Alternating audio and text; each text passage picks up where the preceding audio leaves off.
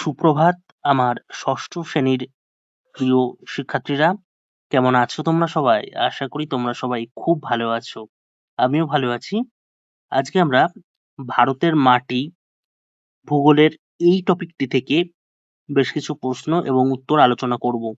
তোমরা খাতা কলম নিয়ে প্রস্তুত হয়ে যাও।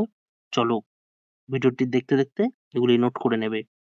চলো তাহলে শুরু করি আজকের আলোচনা। দেখো আজকের প্রথম প্রশ্ন, মাটি কি? আমরা সবাই মাটিতে থাকি, ঠিক আছে? মাটির উপর দাঁড়িয়ে থাকি আর কি প্রাণীরা। তো সেই মাটি কি? মাটি হলো ভূপৃষ্ঠের উপরের পাতলা স্তর। প্রশ্ন নম্বর 2, মাটি থেকে কারা পুষ্টি পায়? উদ্ভিদরা মাটি থেকে পুষ্টি পায়। প্রশ্ন নং 3, কারা মাটি তৈরিতে সাহায্য করে? অর্থাৎ মাটির উপাদানগুলি কি কি? সেগুলি কি দেখো, ভেঙে যাওয়া শিলার সূক্ষ্ম দানা। বিভিন্ন কারণে শিলা ভেঙে যায়, সেটা তোমরা বড় হয়ে আরো জানবে। তার মধ্যে আবহবিকার এবং আরো অনেক কিছু কারণ রয়েছে। তো সেই ভেঙে যাওয়া শিলা চূর্ণ চূর্ণ হয়ে মাটিতেই পড়ে, তারপর ধীরে ধীরে এক সময় কিন্তু মাটির সাথে মিশে যায় আর কি। জীবিত ও মৃত উদ্ভিদ ও প্রাণী দেহ, খনিজ পদার্থ, জল এবং বাতাস, এরা সবাই মাটি তৈরিতে সাহায্য করে। প্রশ্ন নং 4, কোন কোন বিষয়ের উপর ভিত্তি করে মাটির সৃষ্টি হয়? কোন কোন বিষয়?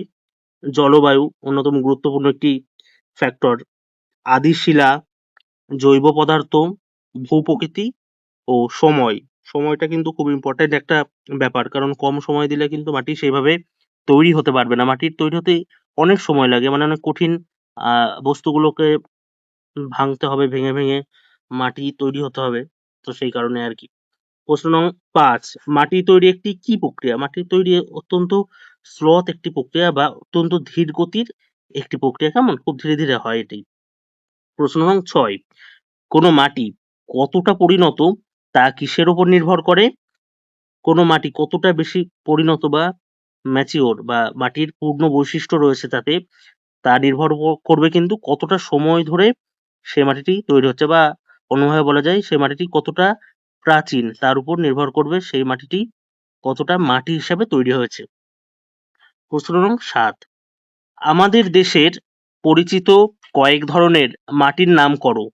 আমাদের দেশের পরিচিত কয়েক ধরনের মাটি হচ্ছে পলি মাটি, কালো মাটি, লাল মাটি, ল্যাটেরাইট মাটি প্রভৃতি।